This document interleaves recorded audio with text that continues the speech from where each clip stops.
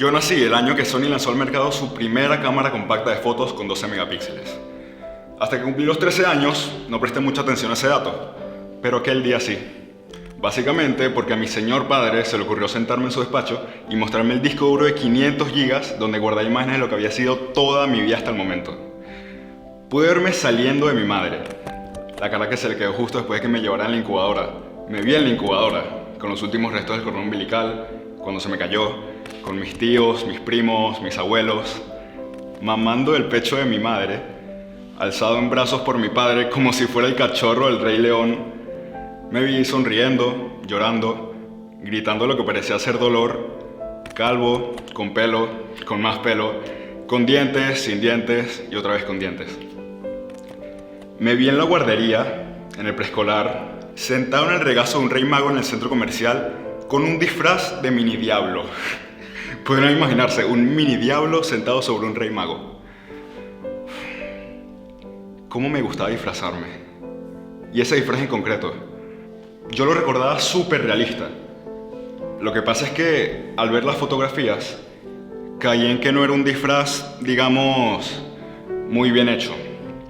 Mi abuela y mi tío lo habían cosido para mí y en las imágenes se veían los pespuntes y los remates que le daban un toque Frankenstein bastante desalentador.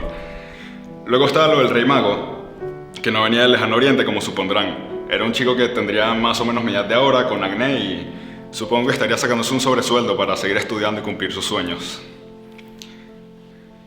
El caso es que me vi vestido de tantas formas y rodeado de tantas personas diferentes que a mis 13 años y estando al lado de mi padre, algo hizo clic dentro de mí. De pronto, mis recuerdos se habían convertido en imágenes de alta calidad que le quitaban todo el entusiasmo y nostalgia con el que yo los paladeaba en mi mente. Esa misma noche, y hurtadillas, cogí el disco duro y fui a la cocina. Abrí el grifo y lo puse bajo el chorro de agua hasta que sentí que más nunca volvería a funcionar. Yo no quería saber tanto. Quería dejar en blanco ciertos espacios de mi vida vacíos para rellenarlos con mis propias ideas o con las batallitas que me contaban mis abuelos. Cuando mi padre se enteró de lo que había hecho, me cruzó la cara de lado a lado. ¡Pah! ¡Pah! Me dio fuerte, pero no dolió en lo absoluto. Sonreí, como sonrií ahora al recordarlo, porque a mi padre, aquella cámara de 12 megapíxeles y al disco duro de 500 gigas, les debo mi profesión.